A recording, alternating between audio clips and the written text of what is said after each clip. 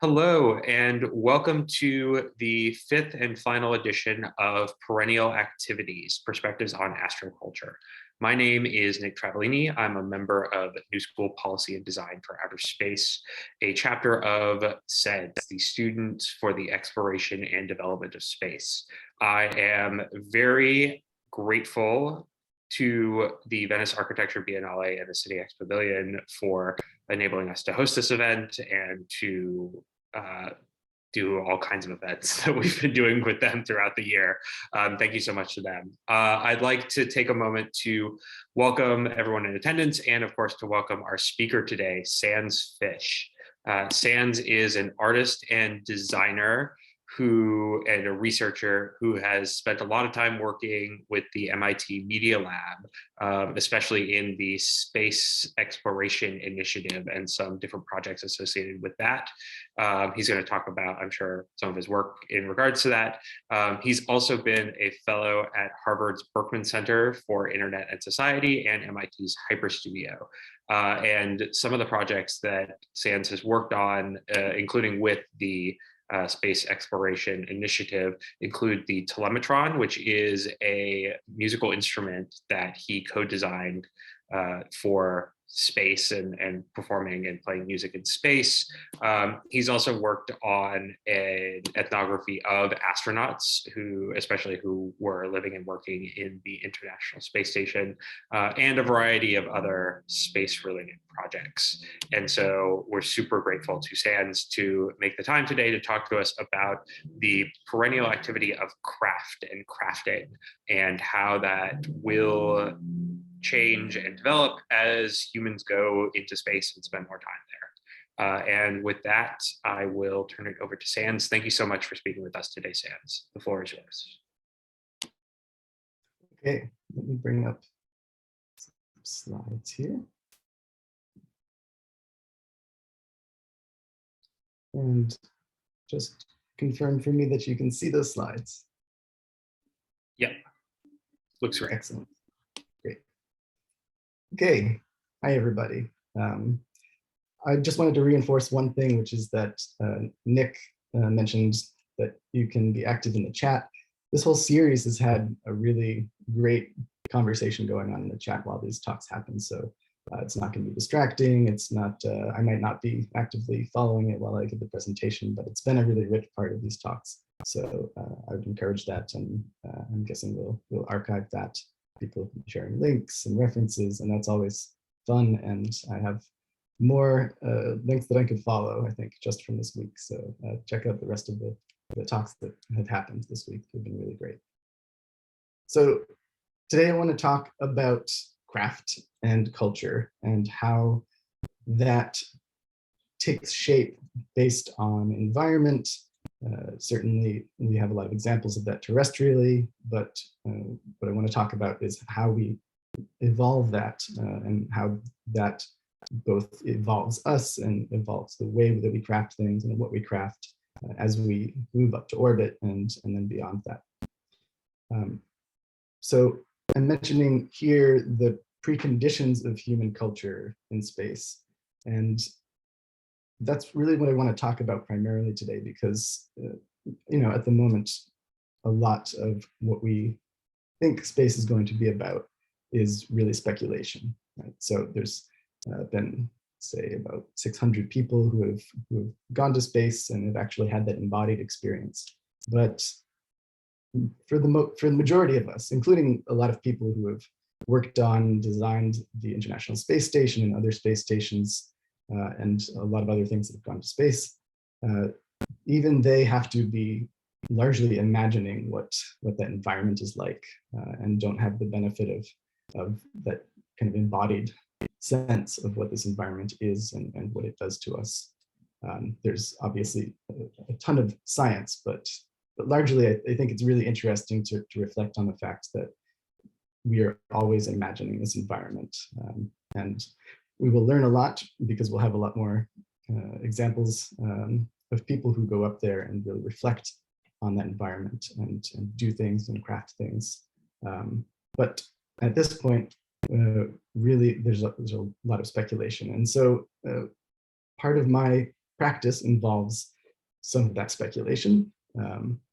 And it also engages in a way of building in order to understand that environment. And so I'll show some projects today that have flown on zero gravity flights and can reflect on what I've learned from those flights and how we can use that as well as speculation and imagination to start building up our idea of what human culture will be like in space and how we will craft things. So at the moment, as a species, we are slowly moving up and kind of hearing stories about what it's like in orbit. There's 3 to 10 people in space at any given time, but we're on the cusp of an age where this number is going to increase exponentially. So what I'm really excited about is how we have opportunities to think about new forms of creativity, new opportunities to think about the values that drive this creativity, and think about the scale in which we inhabit and create these crafts. So I was walking down the street the other day in the middle of New York, and I passed by this, and this just kind of lit up my mind in terms of almost like a fictional shop that might hold things that we've collected from the universe and from travels. And I really like this, just because this is generally the mode that I'm thinking in. What is it going to be like? What will we build over large amounts of time, which it takes for culture and craft to develop and become honed? How are we going to develop and evolve? And there's a lot of things that have a large impact on that. I think maybe some of our imaginings about space could be a little bit braver. I mean, we can't be faulted really for our ingrained terrestrial habits of thinking. We're mainly in this 1G milieu, and it's hard to think outside of that. But one of the things that I think maybe we get wrong sometimes is that it's a clean slate or some way that doesn't involve a lot of baggage, that we can just go up there and start anew. And while the broad speculation about space and culture is exciting and fun and engaging, I think it's also important to remain grounded in the fact that we carry a lot up there with us, and that those things are going to impact and seed some of that culture. So I really love these images of a Russian Orthodox priest blessing the Soyuz rocket as it's about to take off, blessing the astronauts. And yeah, this also makes me think of some of the scale differentials, as well as some of the artifacts that we have. So just in this one picture alone, there's artifacts from the space age, clearly, but also artifacts that have been built up over hundreds of thousands of years. And so we are taking these things up into space with us. We're taking certain kinds of craft. We're taking religion with us. We're taking a lot of our beliefs. And so as I look at these pictures, I just am struck by the fact that there's so much, I don't want to call it baggage, and we'll get to a conversation about language in a little bit. But of course, baggage weighs you down, and that doesn't really apply in microgravity. So maybe it's not the perfect metaphor, but we are taking a lot up there in terms of the ways that we think about what human culture is and what it can become. And yeah, just thinking a little bit about language, I really love this deconstruction of the term cosmonaut as universe sailor, and I think it's profound and beautiful. And so it's something about this aspect of sailing and drifting in a void is pretty incredible to think about. This also gets to the fact that a lot of the language that we use is based in our terrestrial biases. So these terms like low-hanging fruit, or you've grown up, or what's getting you down. All of these things are very based in gravity. And I mention that because all of these things feed into our crafts and our values. And as we start to move away from this, I think we're really going to start to recognize some of these biases a bit more. And so that's going to be an interplay between our terrestrial environment, both the physical one and the cognitive one. And this mix, this constant churning of culture across this boundary between terrestrial and in orbit and interplanetary space is really what I try and struggle with in my work, and try and identify aspects of this exploration that are unique and novel and surprisingly different in some cases. And I really like to think about the fact that the environment is profoundly important in all of this, and also that our cultures and ourselves are engaged in this mutual constitution and reconstitution. And so as environment impacts culture, that impacts ourselves, and we evolve these things, we're thinking a lot about how we are going to design new space stations, and what goes into that is going to be profoundly different from anything we've seen before. Even now, we've only had a few space stations, but there are a lot of interesting design decisions that, and I'm going to use design and craft somewhat interchangeably here, because we tend to see material culture as a kind of a backward-looking frame. But in the present, when we're designing or creating material culture, we tend to call it design to some degree.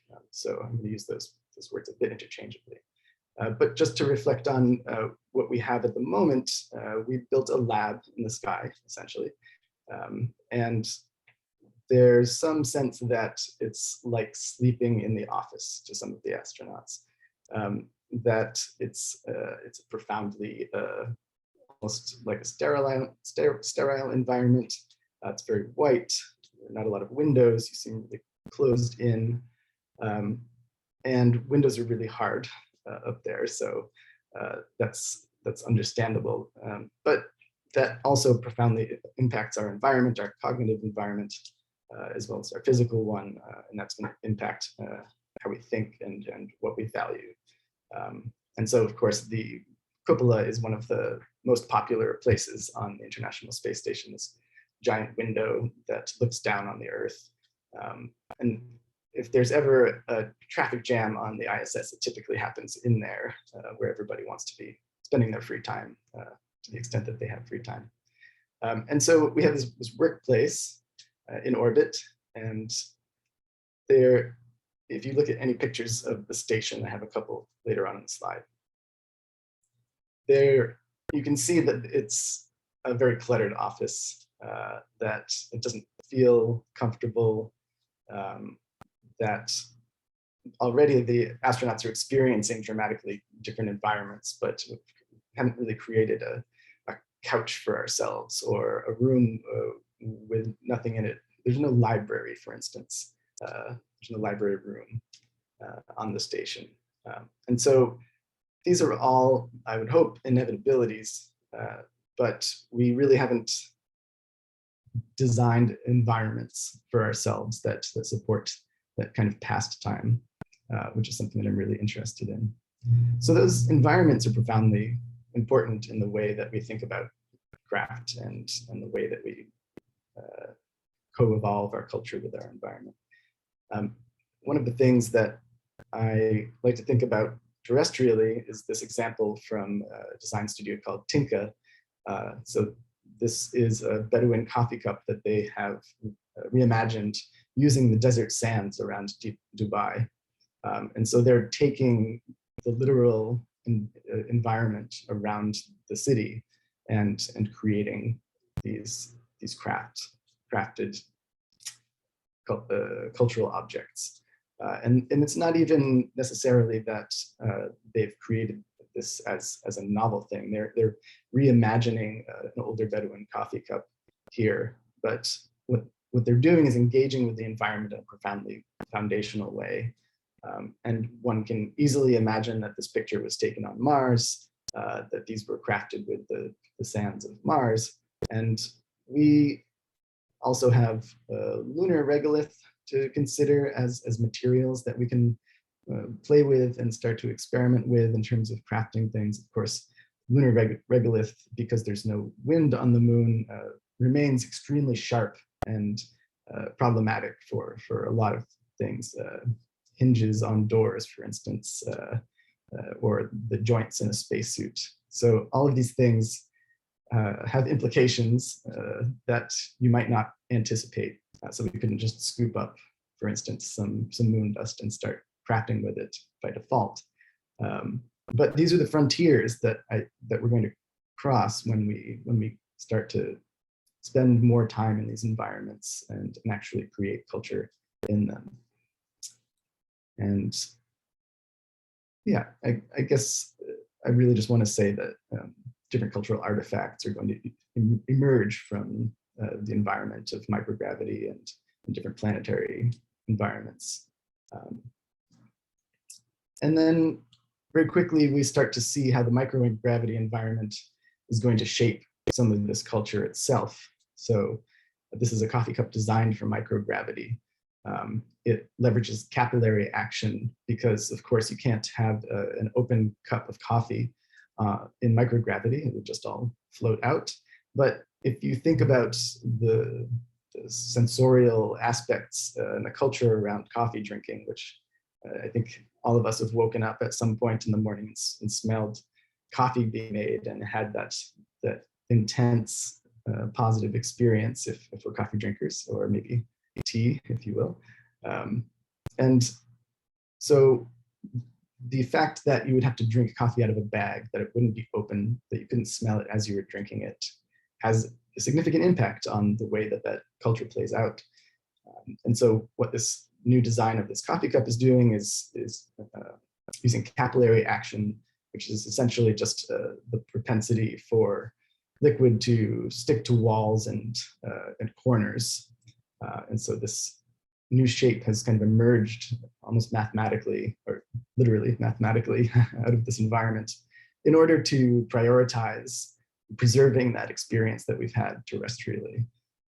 And so it's fascinating to me that we're kind of warping current culture and material culture in order to make sure that we persist some of those things in the microgravity environment.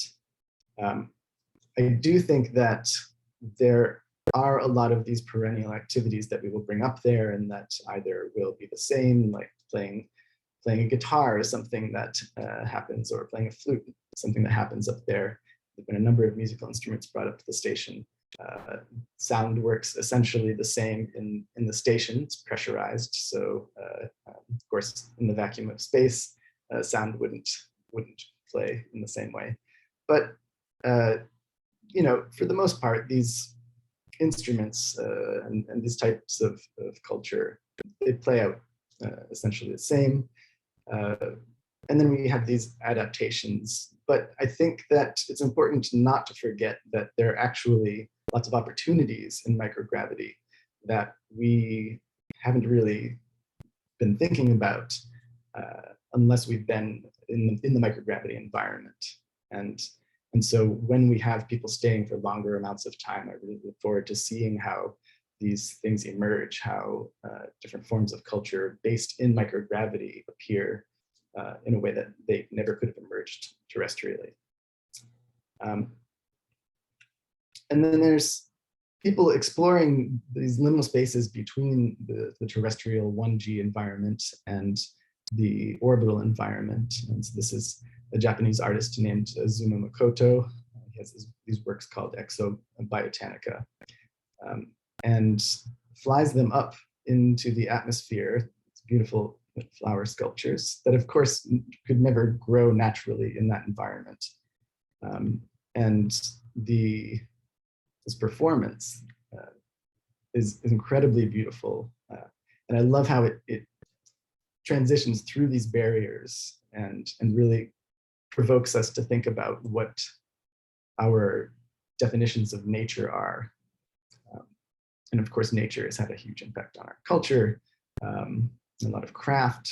And so, yeah, this is really provocative to me because it really, it takes things that are terrestrial and couldn't emerge in that environment and juxtaposes them with something that we don't typically consider nature, but I would argue that our definition of nature should be inclusive of the solar system, of micrometeorites, of lunar dust, and all of these planetary systems. This all makes me think of the environment cognitively that we're going to inhabit in this in orbit, and certainly beyond orbit. But I think for the next foreseeable future, orbit is going to be where a lot of this activity is taking place. There's a lot of talk about going to Mars and Mars bases, but we actually haven't solved a lot of the foundational problems with humans living in space that would be required in order for us to do that successfully. And so we might, in our lifetimes, see some round trips to Mars, but for instance, exposure to radiation is going to be something that we're going to need to solve. And there are a lot of other changes that happen to the human that we need to grapple with. And we haven't actually had any missions that have lasted much longer than a year. I want to say the longest one is somewhere between a year and a half. And so we haven't seen these things play out in the long term, both in terms of the physical impact on us and the way that we turn around and create culture and craft novel ideas and concepts and objects in that environment. So this all makes me think of just, yeah, the context in which we're doing all of this. This is the Eames Power of 10 video, which if you haven't seen, I highly recommend. And what this does is essentially zoom really far out and then zoom really far in, starting with a couple having a picnic on the grass, all the way out to give us the sense of scale of the universe, and then zooming in into the hand, into the subatomic spaces. And this idea of scales that we inhabit and what our default scale is, essentially what our default state of perception is, something that I think is really striking. And we see this in the theories about the overview effect and what impact that has on people that can see the Earth. But one of the things that strikes me is that we haven't really grappled so much with what is facing when we face the other direction.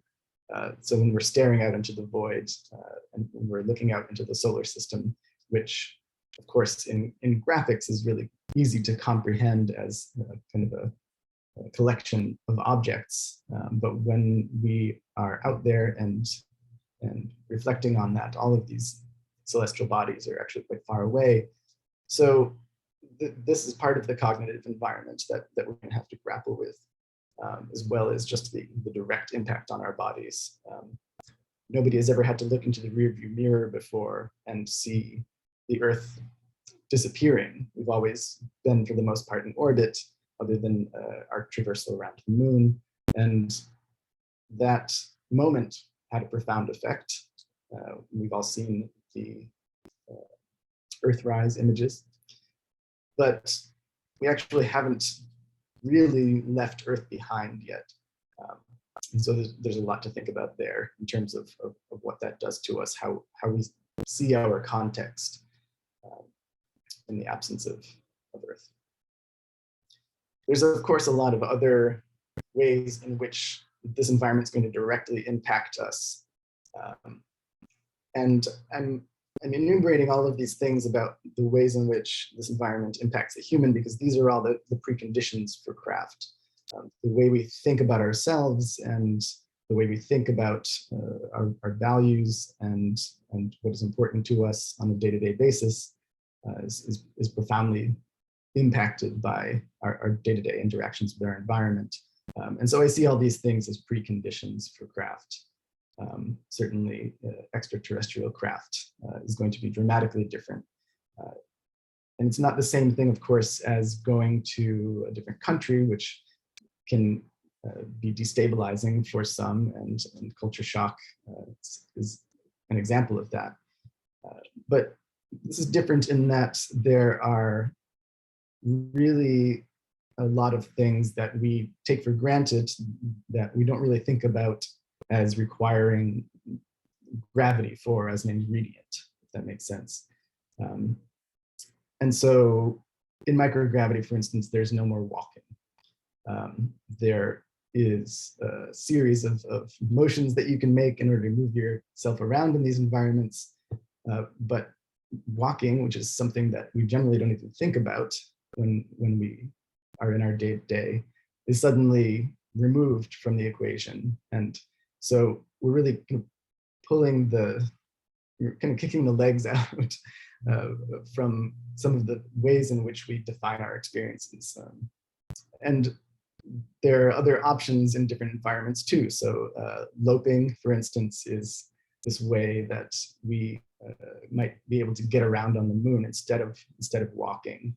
And so we can spin and we can lope and we can juggle, as a friend Adam Geppert has been doing, simulating juggling in microgravity, which is incredibly fascinating because that's arguably a craft that has always been evolving and is now going to evolve in different ways. So I love that example.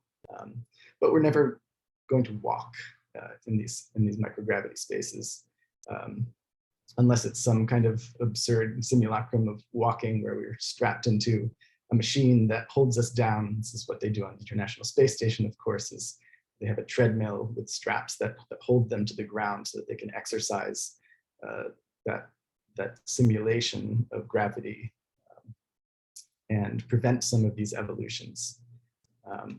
And so, yeah, I really like to think about how we're destabilized in this way, that even walking is different in this environment, and so this sets the stage for a lot of things.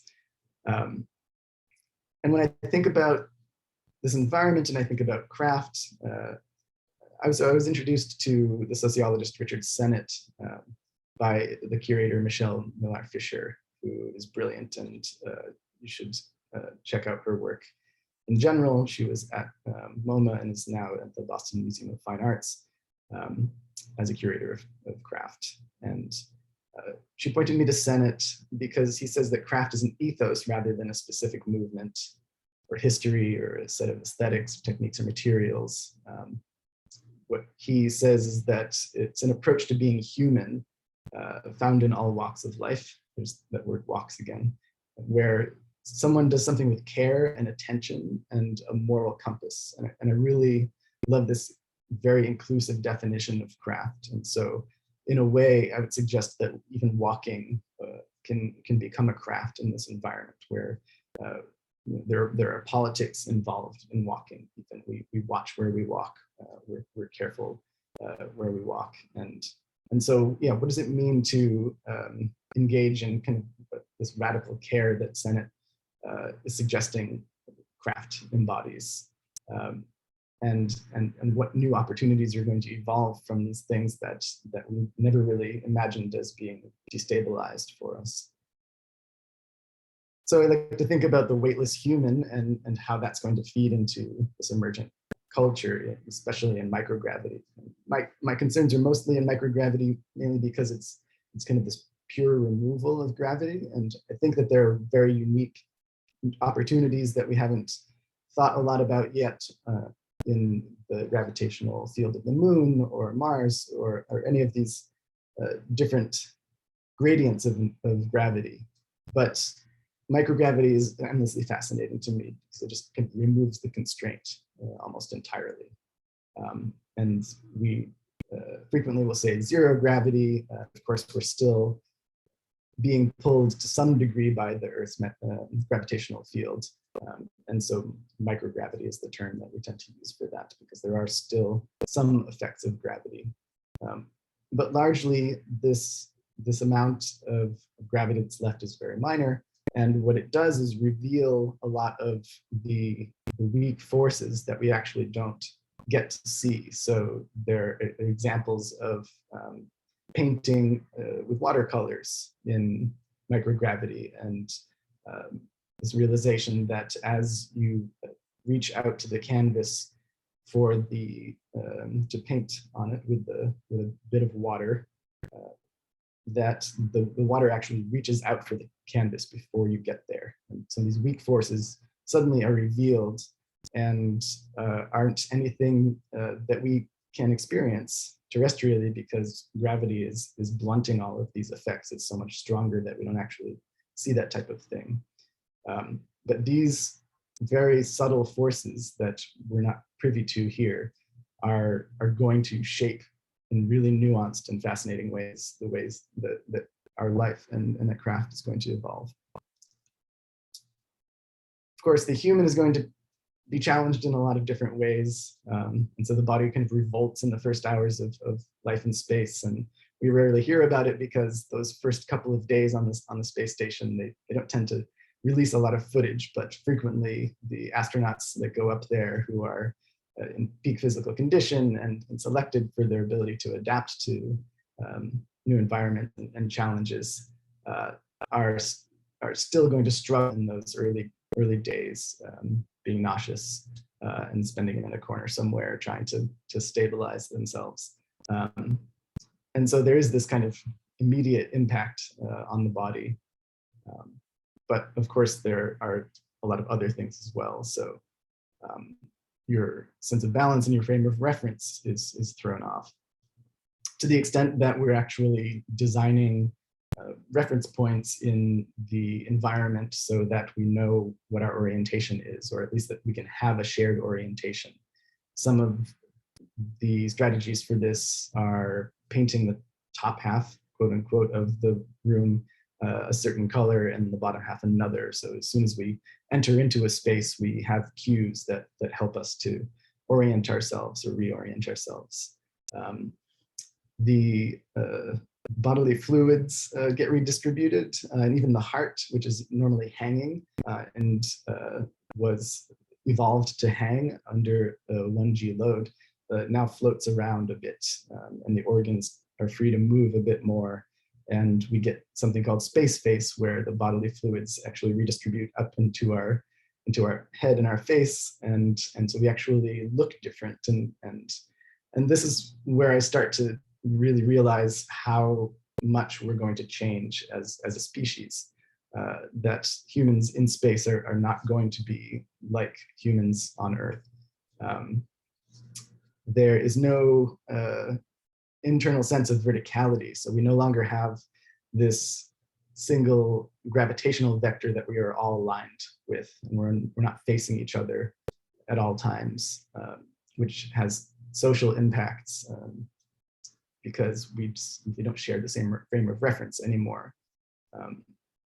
But we don't have the benefit of that anymore. We suddenly are seeing sunrises and sunsets 16 times a day, roughly, and again, day is a concept that's even destabilized. And so if you think of landscape paintings, for instance, where things are rendered in day and night, these things are profoundly sped up and destabilized. And the idea of a day or an hour, it's essentially a new chronotype, and grappling with that, grappling with the circadian rhythms that were entrained to a certain amount of sun and a certain amount of time in darkness, now need to either be artificially propped up, or they need to be adapted to in some way.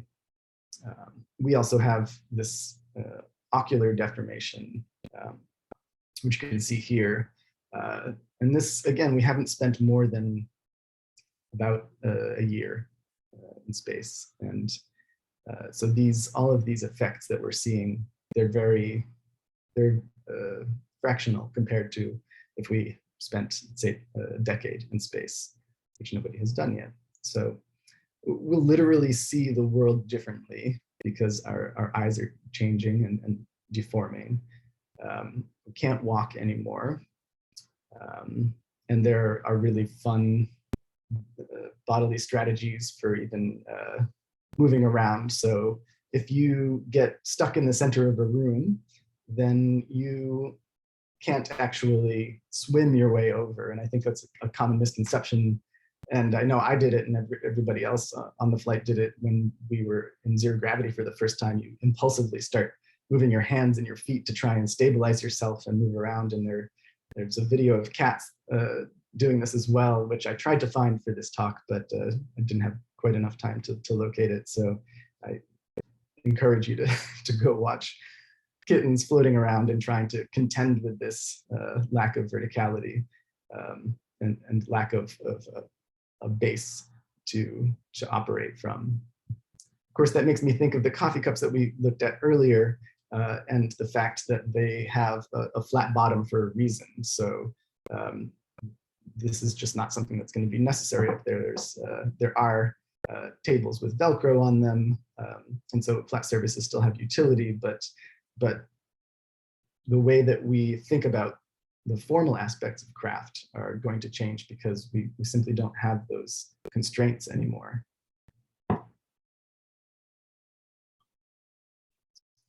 So our eyeballs are deforming, the environment insists upon it.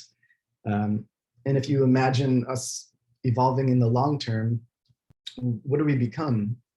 If this environment wants us to see differently, or if sight becomes something that's unsupportable in these environments, how do we evolve?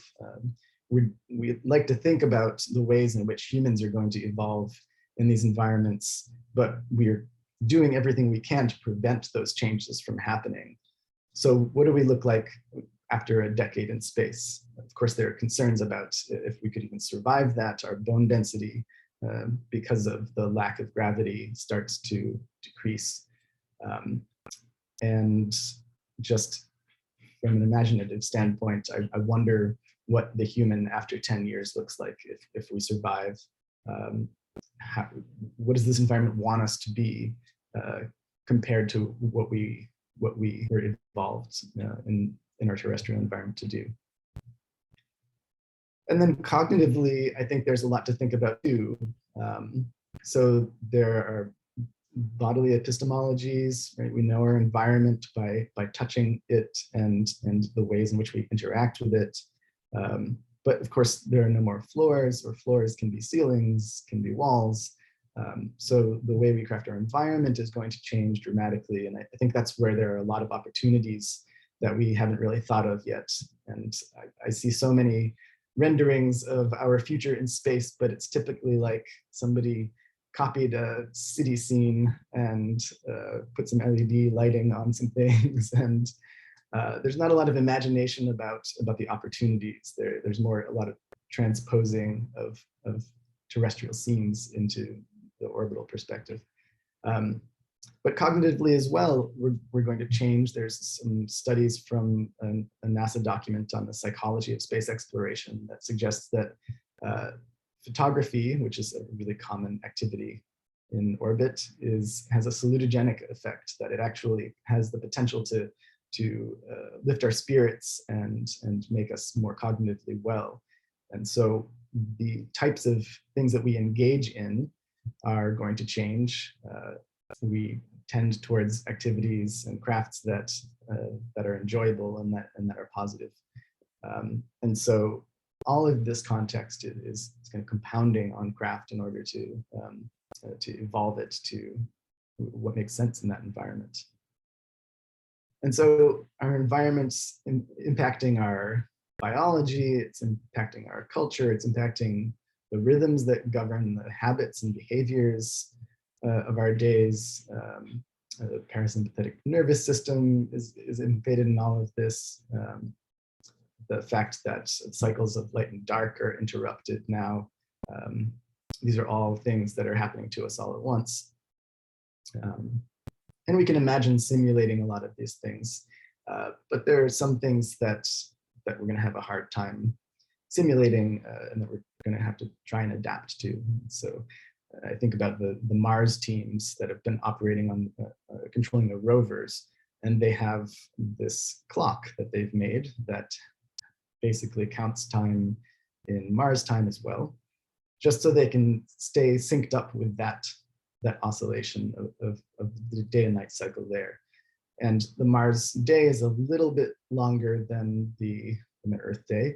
And so there's this drift constantly that happens. And so we start to see social impacts. So how do we communicate across these distances? Do you think it's hard to set up a call in a different time zone? Then now we've got Mars and Earth being at different distances from each other, and they're almost seasons of latency that we'll have to contend with. So how will our species across these great distances and delays actually grapple with this? I think that our conversations are going to evolve. What we call a conversation is going to evolve as well. And there are artifacts like this already emerging. There's software and there's physical objects, navigational objects. All these things are being created in order to adapt to these different environmental cycles. And so all of these things feed into my practice. And so some of the ways that I like to experiment with the potential futures of the human in space and the way that we craft our experience there. One of the ones that I really enjoy is running workshops where we really imagine what these things might be like.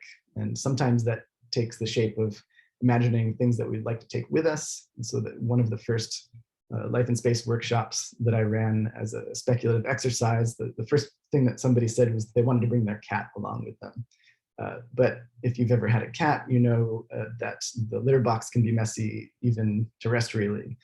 So how do you contend with those aspects of it? And there are all these knock-on effects that we need to start thinking about when we imagine what we want to bring up there and what simply isn't tenable.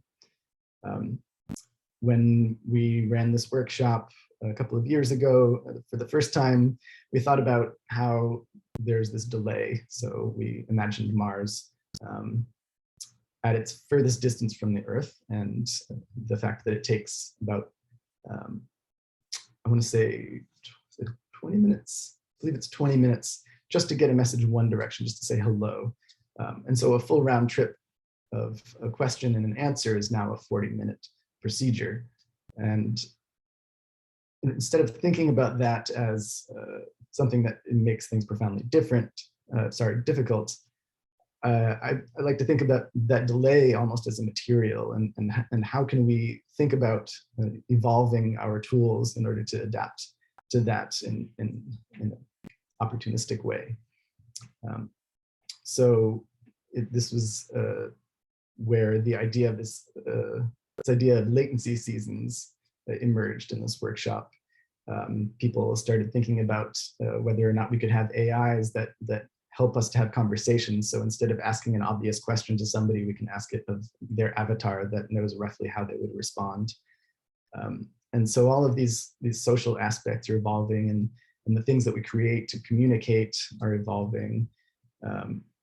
One of the things that we've been building at the MIT Space Exploration Initiative is a device that would help us to stay tethered to our loved ones, or even to have a sense of direction in the solar system where we can't grapple with it in our just in our visual aspects that we're used to. So we created this project called Xenolith, which is designed to be able to reorient itself in microgravity and always know in which direction it's pointing.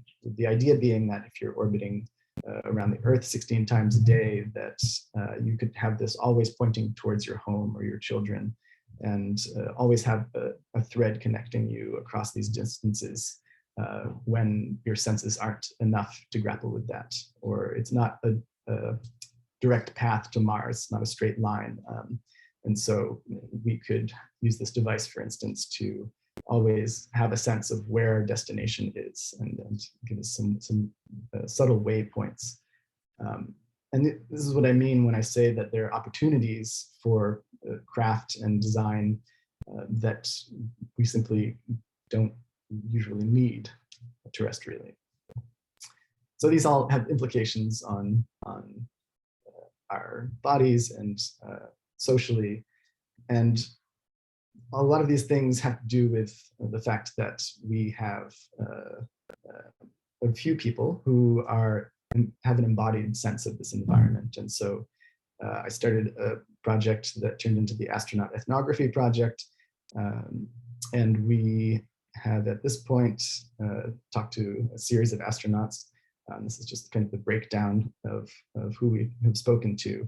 And there's of course a lot of privacy involved in having these conversations. And but essentially what we've been trying to figure out is what is it that happens up there? What is inclusive inside of the mission? What is maybe more interesting to me, what isn't part of the mission but still remains? And so one of the things that emerged from that we've written a paper about actually is the fact that care and comfort actually aren't typically responsibilities listed as part of the mission. Yet those things remain some of the most important human aspects up there, and not ones that you can really get away without. And so, yeah, how does that have an impact on our social lives and how we spend time with each other? The one fact that I didn't know until recently was that if too many astronauts are in the same place and everybody's hanging out, so let's imagine like a party of astronauts, there's only so much that the life support systems can do to scrub the carbon dioxide out of the air. And so if too many people are congregating for too long in a certain space, you've got these bubbles of carbon dioxide and people start to get headaches after a little while. And so now we're thinking about the implications of architecture and spaces and comfort in a way that could potentially enable for more people to spend time with each other, and these have of course profound impacts. And there are material aspects of this as well. So this is an artifact from the Smithsonian, the first mission to stay at the International Space Station. There were a lot of missions before it to assemble it. But the first one to stay there, they realized that there was no table. They hadn't included a table because everything floats, and so why would you need a table? And you can imagine the budgetary conversations and trimming things off and deciding what was critical to have up there. But one of the first things that they did was build a table. They took these parts out of the Soyuz capsule that was up there with them and managed to find some scraps and cobbled together this makeshift table. And that was endlessly fascinating to me. And I think at the time it was the fact that there was a need or an impulse to have a workspace that you could sit down at and either have a meal or work on your daily work. And they needed that so much that they actually figured out a way to build it. So that is fairly incredible to me. But I think the way that these tables on the ISS now, I think there's 3 of them maybe, the way that they've evolved is actually to serve almost what you'd expect, which is a social function. These even the makeshift table, I believe, but certainly the ones that are up there now, are acting as social spaces. And you don't need the table to socialize, of course. Everybody could be in a space like this, but this is an object that is now crafted and has resulted in a meeting space where people tend to congregate, and it acts as kind of a tether in a way, and so that's really fascinating to me because it points to the fact that these are very constrained operations. These are very expensive operations, of course, and so we really have to make decisions about what is worth taking on a rocket. If every kilogram on a rocket is going to cost thousands of dollars, then you start to think really carefully about what you bring up there.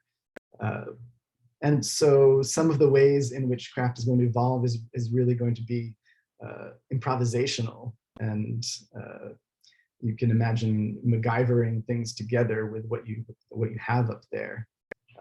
There's also implications for how much improvisation we want people to be doing up there in an environment where safety is the absolute primary concern before everything else. And so that's going to have implications on what we do up there.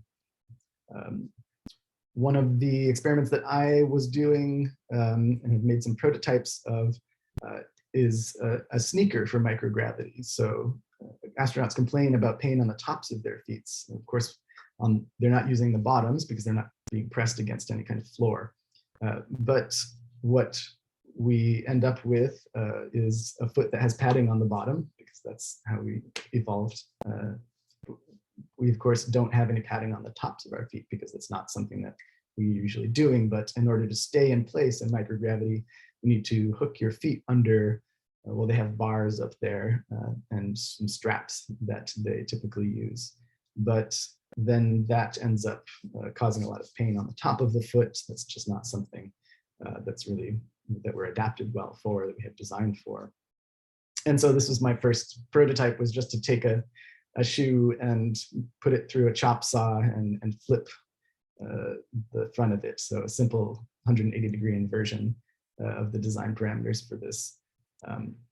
And I think this probably play, yeah. So this is me floating in a microgravity flight here. You can see it, well, I guess just briefly, but testing out one of the first prototypes of this idea. And of course, an embodied experience teaches you a lot of things really fast. And I immediately learned that I had placed the sole on the top of the foot and not in an ideal position, and that it actually needs to be much more towards the crook between the foot and the leg.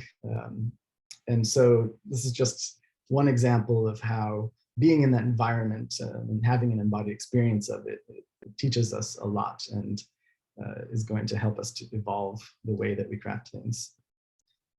This is a mock-up for a project that I'm working on for a couch for microgravity. So you see a lot of the same shapes recurring up there. Spherical shapes, of course, appear. If you spill water, then this takes the form of a sphere. But also the fact that we have these environments where anything can be a floor. What does the furniture look like when we start designing for that? And of course, I'm using kind of a almost Victorian aesthetic here to make the point, but the idea is that we are suddenly thinking in 360 degrees. We suddenly can think about different forms that we might not have otherwise. And our activities are going to change as well. So this is work from Maggie Koblentz from when she was at RISD doing her work. She was 3D printing bones so that the astronauts could feel, have the mouth feel and the experience of collecting crumbs, because of course, you don't want crumbs floating around. Trash is a big concern in the station, so much so that they spend half the weekend typically cleaning the station. And you don't want to leave anything left in those pouches of food. And so they all have these long spoons that they carry around with them. And the point is to be able to get to the bottom of all of those packets and get all of the food out. And so this is her provocation that maybe we need to design something that simulates some of those eating experiences that we might miss. A lot of the astronauts say that they want a hot shower and steak when they come back. And so what do we miss when we get up there, I guess, is another question and a way to imagine how we might adapt to that environment.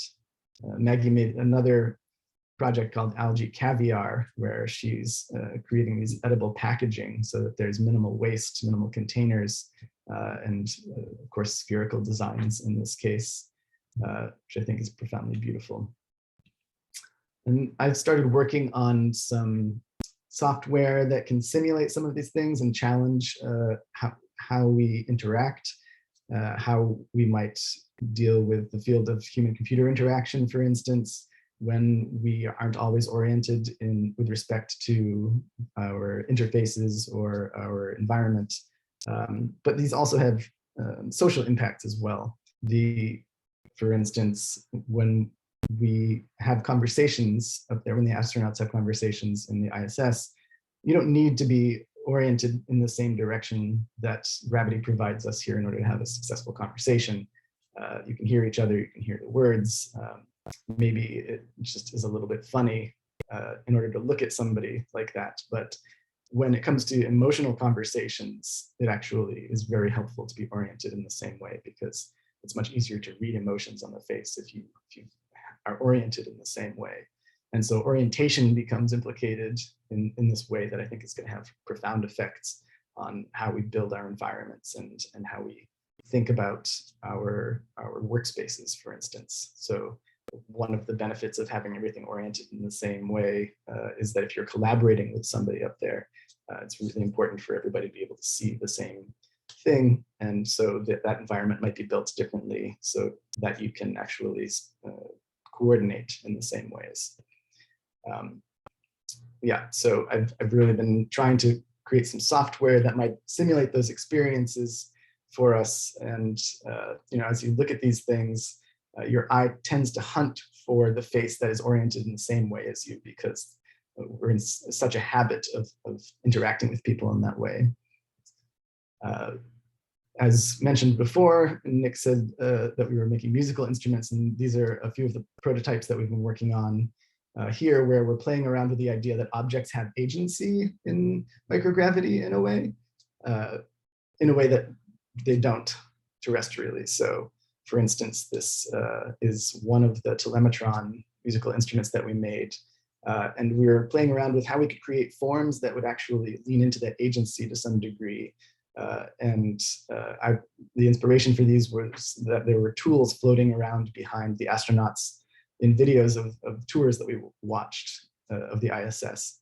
And you would see these tools float by, and they had this poetic motion to them, this real beauty, even though it was just a screwdriver or something like that. And so that something clicked in my mind about the fact that now the objects that we craft have an agency that would otherwise mean that object was just sitting on a table, inert under gravity. And so this is another example of one of the objects that we made, where we were trying to think of ways of interacting with things that would continue to perform themselves after you've stopped performing it. In this particular instrument, there are proximity sensors on those arms that act as chimes as they pass by each other. But I really love watching the effects of microgravity play out on these structures. And here's the earlier one floating around kind of like an octopus in space. Implications for robotics here too that I won't really talk about. But all of these things really, these are all examples of preconditions for craft, both the physical environment that we build as well as the one that we're subjected to, and the fact that gravity is an ingredient that we really take for granted. And when it's removed, there are a lot of surprises. So for instance, if you took a piano into outer space, because the counterweights inside of the piano that return the keys to their position after you've pressed them wouldn't be pulled back down by gravity. A regular classic piano wouldn't work in microgravity in the same way. Some friends that have a microgravity band where they're not inventing new instruments, but taking regular ones up there and experimenting with performance in microgravity. They brought a synthesizer up there to avoid this problem of counterweighted keys and using spring keys in order to perform.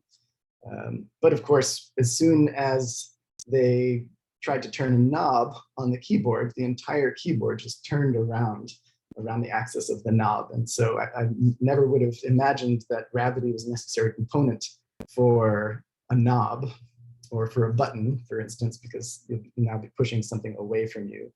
But all of these things have gravity in them as a default. And I think the more that we explore design and material culture in the microgravity environment, the more we're going to see examples of this, and the more we're going to rediscover gravity in some ways. So those are all of the things that I'm thinking about recently with regard to the evolution of human culture.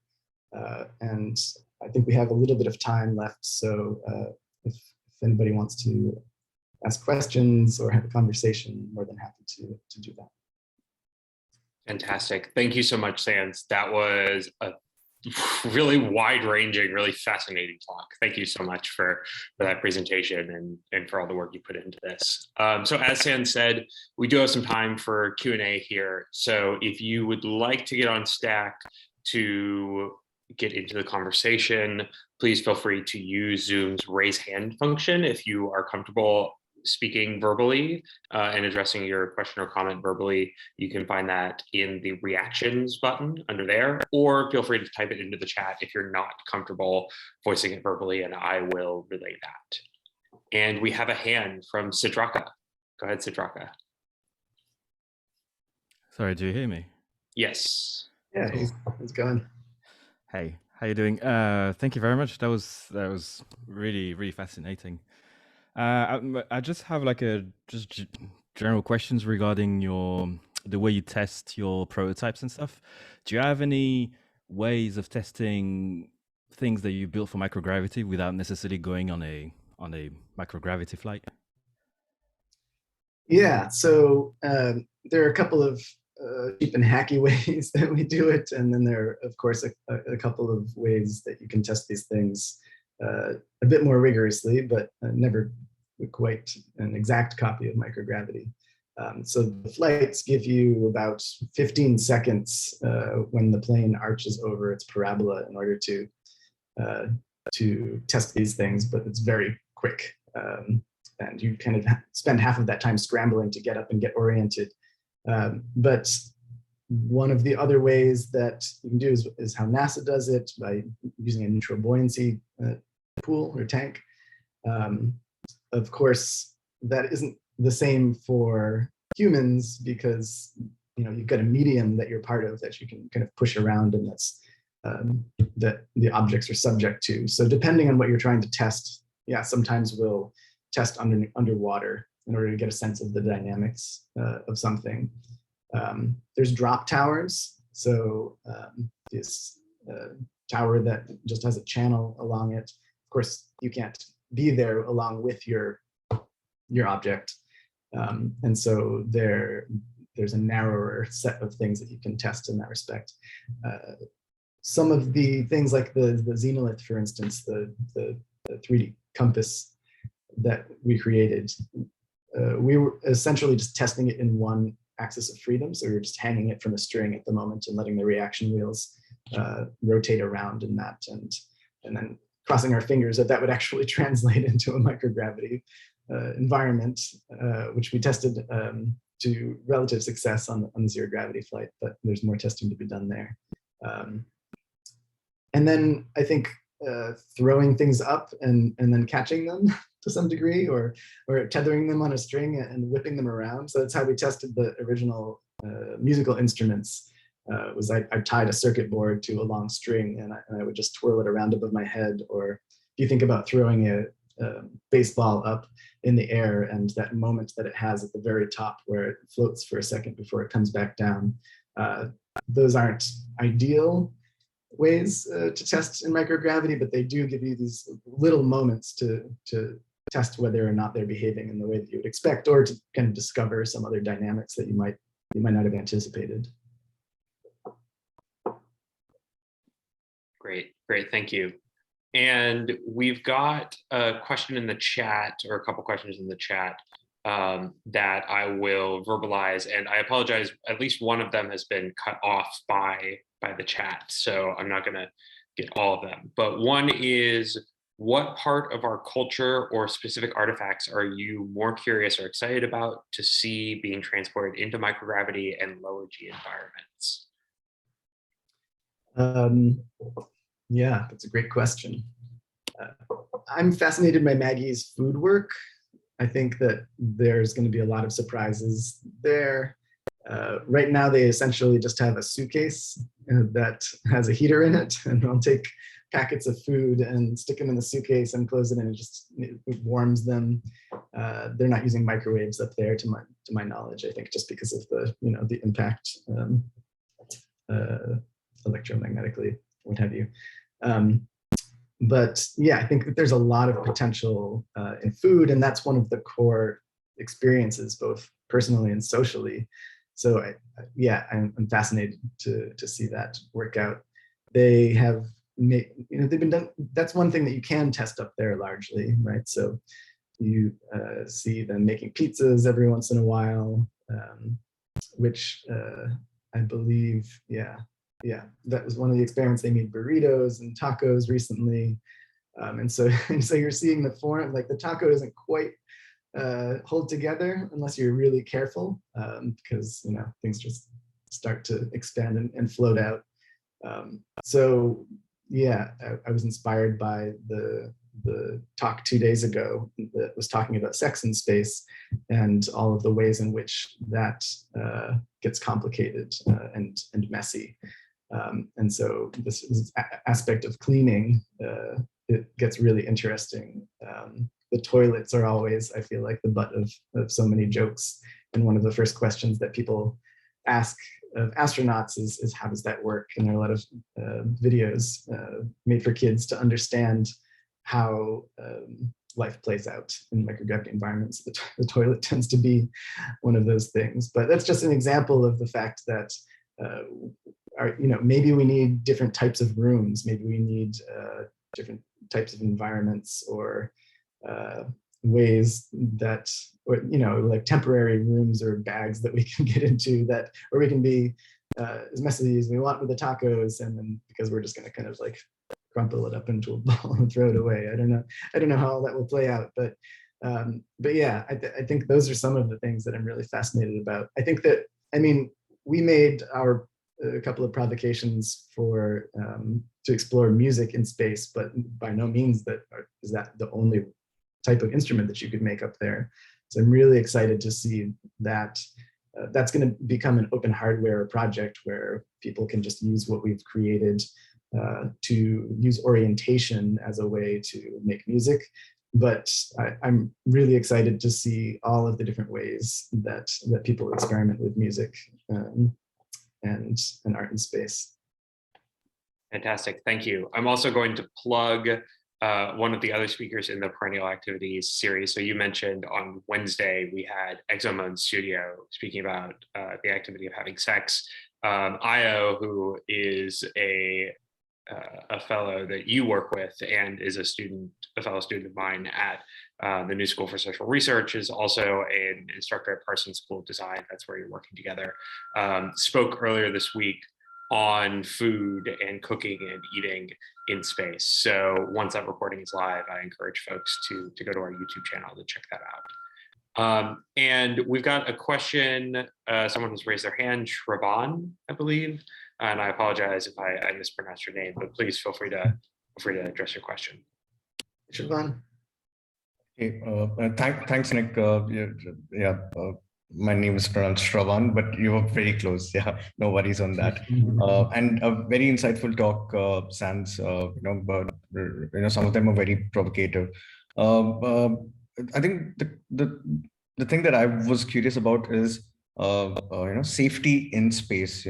Because when I saw the title of the talk, Craft, right, and some of the things that you're talking about, right, the first things which came to my mind was what's a workshop in space going to be like? Because here on Earth, if I'm cutting a piece of wood on a circular saw, I know it's going to behave in a certain way. The dust is going to fall in a certain way, but how does it behave in an environment like that? Yeah. Yeah, that's a great point. I never actually imagined a circular saw in microgravity, but that's terrifying. So it makes me think of a couple of things. One of the spacewalks that I watched required them to have a bag full of tools, and one of them was a pair of scissors that I think that they just needed to cut a tab off of something while they were installing something on the outside of the station. And at one point you see them put the scissors back into the bag, and somebody gets on the comm from ground control and points out that they actually didn't close the scissors before they put them in the bag. And so that was just this moment where, you can think about the way the tools are designed in the first place. I don't know that it's a great idea to have the standard scissors design floating around in that environment, especially next to a space. I guess the other concerns can be, you mentioned sawdust. And one of the things that ends up happening in microgravity is that since nothing's being held down, the air currents are actually very significant in how things play out and move in the station. So a lot of the, if something goes missing, for instance, they lost an iPad for a couple of months, within days of bringing it up there, and you would think that that would be impossible, but things tend to float behind bookcases, and just things can find their way into these nooks and crannies that you never really would think about. Like, I would never lose something behind my bookcase here, but that's because things don't have a mind of their own and kind of wander in that way up there. And so people tend to go to the filtration system intake if they've lost something. And so you've got a bunch of stuff stuck to the mesh on the outside of a filter for the life support systems, because that's where all of the air currents tend to go and carry them over there. Of course, that has implications for the life support system itself, right? If you clog up those filters, then it's not going to be as effective, and you'll start to see CO2 levels rise. I think safety is always a concern, and I think I mentioned earlier that some of the improvisation that you might do up there, or just kind of hacking around and making stuff, of course, needs to take safety even more seriously than we do on Earth, because these are really very thin craft, and I believe that they don't even really want somebody slamming into the side of the station, because that can actually change the orientation of the station slightly, and then you have to compensate for that. And so sports, for instance, might be complicated. So, I think the only thing I've seen for sports is somebody made there's lots of acrobatics, of course, but somebody rolled up a piece of paper and made it into a bat, and they were playing baseball up there, which looked really fun. Actual baseball bat and baseball, I think, would probably be off the list for things there. So and that's a good point when thinking about materials too. So the types of materials that we make these things out of are going to need to be taken into consideration for safety before anything else. And it's fascinating just kind of think about what types of materials are actually up there already, and which ones we might want to start shipping up there that can be used for that. I don't think there's a lot of stuff up there that they can craft with, because so much is really put up there for the mission or for scientific research. And so what I've heard is that they actually can't use the tools that are designed for the scientific experiments to just go and kind of fool around and make something with. They're actually off limits for anything except for what they were brought up there for. And so again, how we stock these environments with materials and tools is going to need to be thought through in terms of making like a broader range of experimentation possible. Great, thank you. So I think we have time for one more question, and we have a question in the chat from the previous person who had submitted multiple questions. And then Sans, I think we'll give you an opportunity for a final word or question that you want to leave us with. And so this question is, what aspect of our culture do you think we must prioritize having a closer look at before taking it to space, or maybe not bring with us at all? Wow, that's a good one. Well, this isn't related directly to craft, but I think that it's interesting that the way that, how do I want to say this? So human touch gets renegotiated up there. Frequently, it's hard to get oriented correctly, and so there's a lot of hands on people frequently. You're helping people to get oriented in a right way if you're working with them and they need to help you on an experiment. And so like putting your hand on somebody's butt and pushing them is much more acceptable up there than it is down here. But of course, there are obvious implications and concerns around this. And so, you know, all of the concerns that we have about appropriate behavior and being literally careful with people, I think that is going to be just as significant, if not more, complicated in a microgravity environment where space is more limited, and there are some evolutions of what is acceptable behavior up there. So I think there are really important concerns around that. And there are a couple of anecdotes that you can go looking for there. But yeah, I think that there are a lot of the things that we struggle with today, just in terms of humans occupying the same space, that really need to be considered carefully and thought about just as much up there. Great, thank you. And do you have any final thoughts or a final question that you want to leave us with today? Yeah, I guess I would just suggest that everybody try and think about what gravity makes possible, and what has gravity as an ingredient, as an important ingredient in it. So as you move through the world, keep your eyes out for things that would act differently if gravity wasn't present. And I think that that's a very fruitful way to think about this, and is kind of a core part of my practice, is just trying to rediscover gravity in a way, and start paying attention to it in a way that I didn't before. So I would suggest that that's a great activity to engage in around this topic. Fantastic, thank you so much. And with that final thought, we are at the end of our talk for today and the end of the Perennial Activities series.